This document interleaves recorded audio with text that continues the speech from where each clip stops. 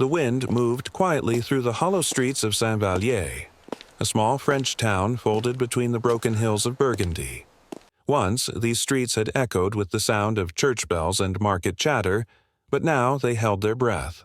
The war had drained the laughter, the colors, and the music. What remained was the waiting. Long, aching, endless waiting. Every window bore a curtain slightly parted.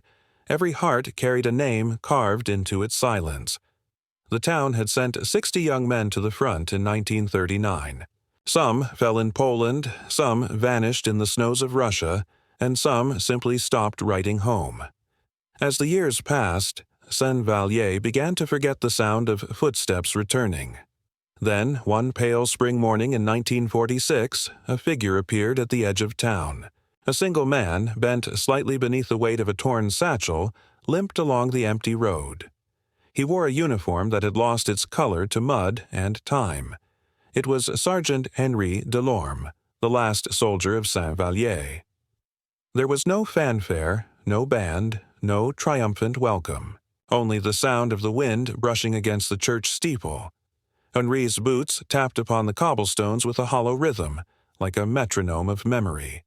Faces appeared in doorways, eyes widened, and hands covered mouths. They had prayed for someone, anyone, to return. But when he came, silence was all they could offer. For Henri carried something heavier than his satchel. Behind his eyes lived the memory of those who did not return, of brothers in arms who now slept in nameless graves. His every step through the town was a step through ghosts. And as he reached the square, where the old fountain still trickled faintly, the people of Saint-Vallier gathered in a circle around him, not with cheers, but with tears, because they knew. This was not a victory returning home. This was the echo of loss, wearing the uniform of survival. When the church bell rang for noon, its toll was no longer a sound of time. It was a cry for the sons who would never come home, and for the one who had come home too burdened to speak. Saint-Vallier had waited 6 years for its soldiers to return, but when the last one did, the entire town wept. In the days that followed Henri's return, the town tried to celebrate him, but celebration felt wrong. Mothers baked bread and brought flowers to his door. The mayor announced that Henri Delorme would be honored at the next Mass for the fallen. Yet each attempt to rejoice only deepened the wound. Henri stood among them, smiling faintly, nodding politely, but never speaking of the war. The children were the first to sense it. When they asked him where their brothers had gone, he would lower his gaze and whisper, "Far away." He never lied, but he never told the truth either. His silence became a kind of confession, one that no one dared to interrupt. Then, one afternoon, as the town gathered for the unveiling of a memorial stone, Henri stepped forward when the priest called for the names of the dead. The list was long, too long. When the priest reached the final name, Corporal Henri Delorme, Henri closed his eyes. His younger brother. The crowd's murmur faded. They realized what the silence had meant all along. Henri had not returned to celebrate. He had returned because he was the only one left to carry their names home. That night, the candles in Saint-Vallier burned later than ever before. Families gathered quietly, reading the names engraved upon the stone. Mothers held one another. Old men bowed their heads. Children listened to the stories that had been too painful to tell before. And for Henri, the truth of survival began to take shape, not as pride, but as a kind of punishment. He had walked out of hell while others had remained behind. Every heartbeat reminded him that he was living what others had been denied. The next morning, the wind returned, cold and patient. Henri walked again to the fountain, placed his brother's photograph by the water, and whispered something no one could hear. The town began to understand that his silence was not emptiness. It was grief too vast for words. The soldier they had prayed for had come home, but his voice had stayed on the battlefield. France in 1946 was a wounded nation. Its cities stood in ruin, its countryside hollowed by retreat and occupation, and its people carried invisible scars. The war had ended, but peace did not yet feel real. For men like Henri Delorme, peace was only another word for aftermath. Henri had been 23 when he left Saint-Vallier in the autumn of 1939. The call to arms had filled the town square with banners and brass bands. Farmers, tailors, bakers, and teachers joined the ranks of the French army, believing the conflict would be short. The world had not yet understood the cruelty to come. After the fall of France in 1940, Henri's regiment dissolved into chaos. He joined the Free French forces, crossing mountains and borders to continue the fight. For 6 years he carried the tricolor flag not as a symbol of pride, but as a memory of home. He fought in North Africa, in Italy, and finally in the liberation of France. The Free French soldiers were known for their endurance. They were men driven by memory, by the faces of those left behind in occupied towns. Henri saw comrades fall beside him, whispering names that only he would remember.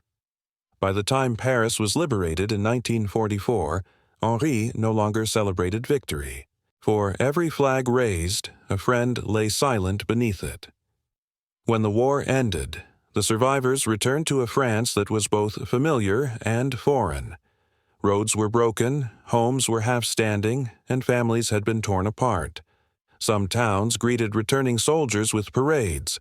Others, like Saint-Vallier, greeted them with hesitation, for they had learned to fear both bad news and false hope.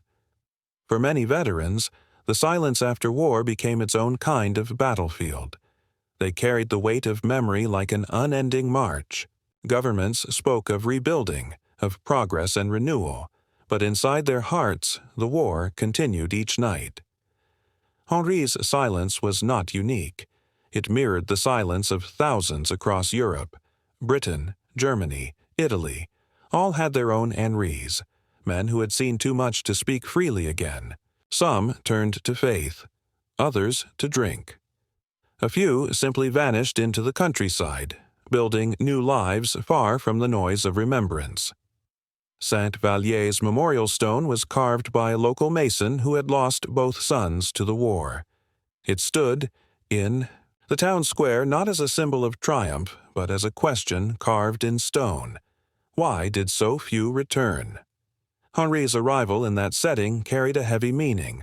He was the embodiment of France itself, battered, enduring, uncertain of what peace truly meant.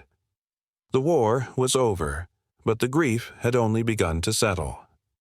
In the months following his return, Henri began to repair fences, mend roofs, and help with harvests.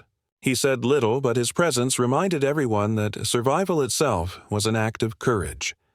Through his silence, the people of Saint-Vallier began to speak again, not of politics or victory, but of memory and loss.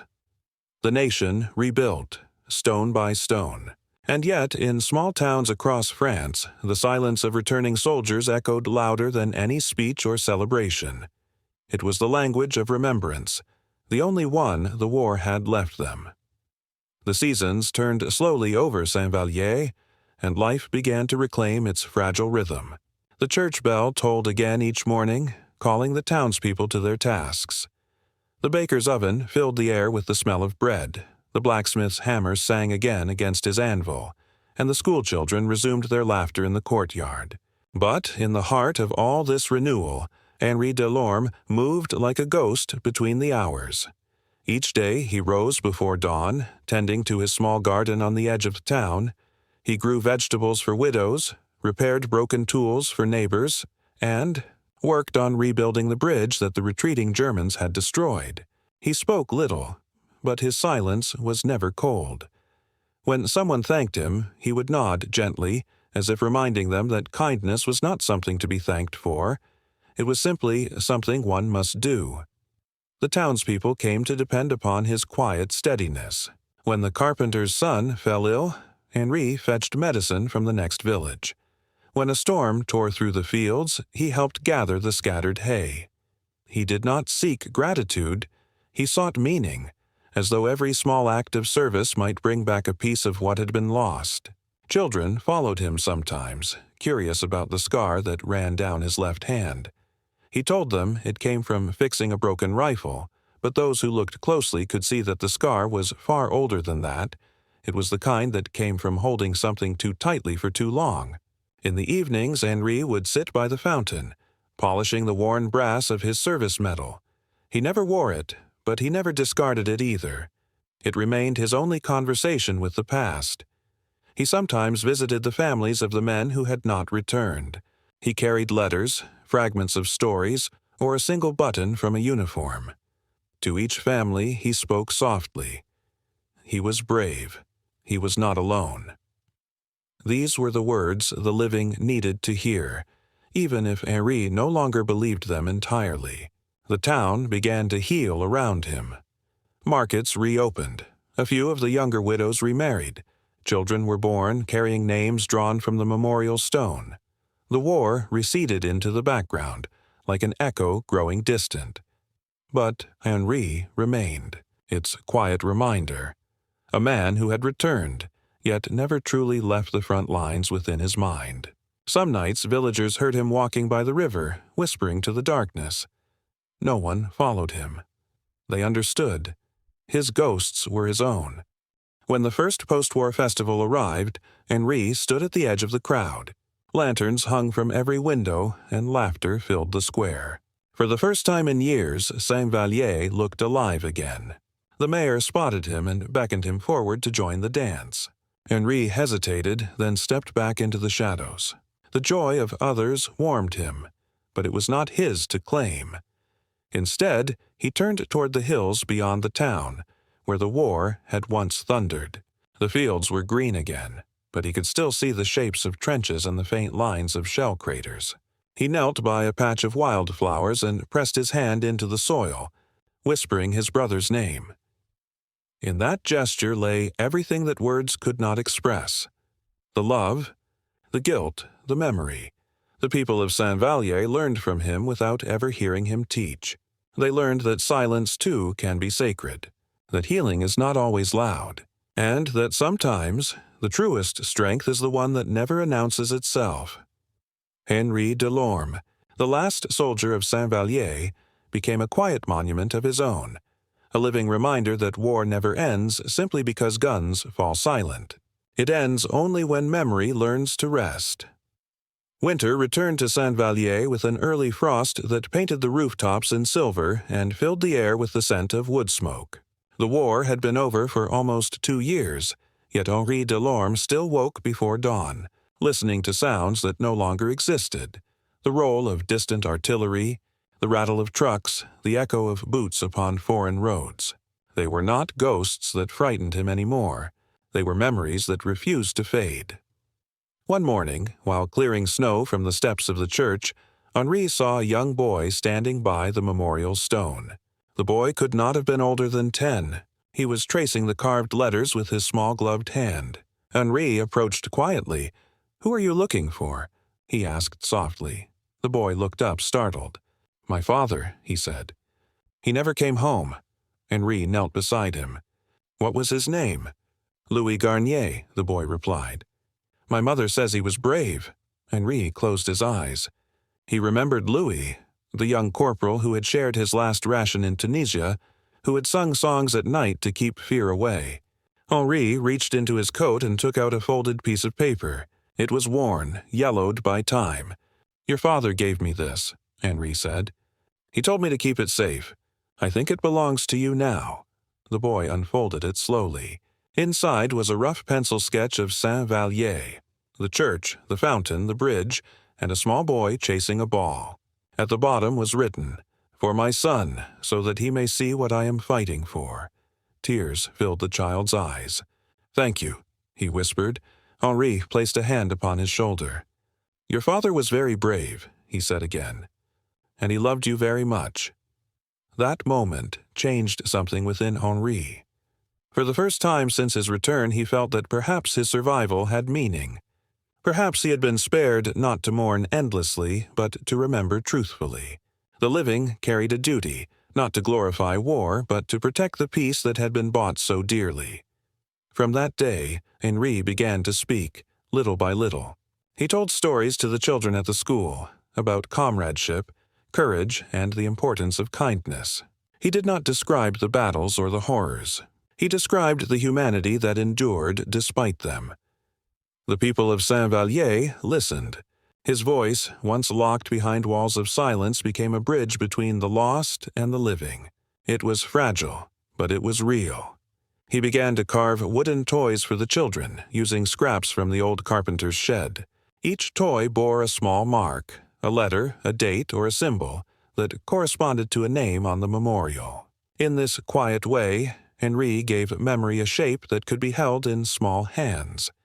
As spring returned, the town's gardens bloomed again, and so did Henri's heart. He found himself smiling more often, greeting neighbors, even laughing when the children splashed water at him by the fountain. It did not erase his sorrow, but it softened its edges. Henri Delorme was no longer merely the last soldier who had come home in silence. He had become the keeper of Saint-Vallier's soul. In May of 1948, France celebrated the anniversary of liberation. Across the country, cities raised flags and towns held parades. Saint-Vallier decided to honor its fallen and its lone survivor together. The mayor announced that the memorial square would be renamed Place des Braves, the Square of the Brave. Henri resisted the attention at first. "I am no hero," he said. The heroes did not return. But the townspeople insisted. They did not wish to glorify war. They wished to acknowledge endurance, humility, and remembrance. On the day of the ceremony, the entire town gathered in the square. The church bells rang, their sound fuller and warmer than it had been in years. Children carried flowers. The priest read aloud the names on the memorial, and this time, when he reached the last one, Corporal Henri Delorme, Henri did not lower his gaze. He lifted his eyes toward the sky, as if to finally let his brother go. The mayor stepped forward and spoke. "Saint-Vallier has only one soldier left among us, but through him, all our sons return in memory. Through his silence we have learned what words could never teach, that peace is not given, it is carried." Applause followed, soft and respectful. Henri took the wreath of poppies and laid it at the foot of the stone. For a long moment he stood motionless, the sun warm upon his shoulders. Then he turned to the people and spoke with a voice steady and clear. "I did not come home to be honored," he said. "I came home because I had to bring them with me. Every step I took back to this town was a step taken for those who could not. If you wish to honor anyone, remember their names. Not only today, but every day you live in peace." The crowd fell silent, moved beyond words. For the first time, Henri's silence had transformed into something sacred, a voice not of pain, but of truth. As the ceremony ended, children ran around the fountain, their laughter mingling with the echo of bells. Henri smiled faintly. The war, at last, felt distant. The guns had fallen silent years before, but only now, in this moment of remembrance and forgiveness, did peace truly begin. Years passed, and Saint-Vallier continued to rebuild. The scars of war faded beneath the steady rhythm of life. The bridge Henri had helped restore carried carts and bicycles once more. Fields that had once been trampled by soldiers now yielded golden wheat. Henri grew older, his hair turning white, his movements slower, but his presence remained constant, a quiet figure tending gardens, repairing tools, and listening to others' stories. He became the soul of the town's post-war generation, a living link between sorrow and renewal. Every year, on the anniversary of the armistice, he would stand alone before the memorial at dawn. He brought no speeches, no flowers, only silence. Yet his silence spoke more deeply than any words ever could. Children would sometimes join him, standing beside him without understanding entirely why, yet sensing that this silence carried something sacred. In the late 1950s, as France faced new conflicts far from its borders, Henri began writing letters to the local youths called to serve. He urged them not toward glory, but toward mercy. "Remember," he wrote, "that courage is not found in battle. It is found in compassion. To fight when one must is duty. To return with humanity is honor. When illness finally came upon him, he faced it with the same quiet dignity he had carried since the day he returned home. Neighbors visited often, bringing bread, wine, or simply company. Children, now grown, thanked him for his kindness. The young boy who had once received his father's letter, now a man, became a teacher and read Henri's stories aloud to his students. In the spring of 1962, Henri Delorme passed away in his sleep, his hands folded over his service medal. The entire town gathered once more, as they had on the day he returned, but this time the silence carried gratitude instead of sorrow. The priest's eulogy was simple. He carried the memory of the fallen, and in doing so, he taught us how to live. Henri was laid to rest beside the fountain, facing the memorial stone. Upon his grave, the town placed a plaque that read, "He came home in silence so that we might speak again." Every year thereafter, the people of Saint-Vallier continued the ritual. At dawn on Armistice Day, the town bell tolled once for each name on the stone, and once more, softly, for Henri. Over time, the faces changed, the world modernized, and the memories of war grew distant. Yet the story of the last soldier endured. It became a lesson whispered through generations, that survival carries responsibility, and peace must be protected through remembrance. Decades later, when the old photographs of Saint-Vallier's wartime years were displayed in the new museum, visitors often paused before one image, a weary soldier walking alone through the silent town square in 1946. Beneath it was written only one line. He brought them home. Historians have often described the Second World War through its battles, its leaders, and its weapons.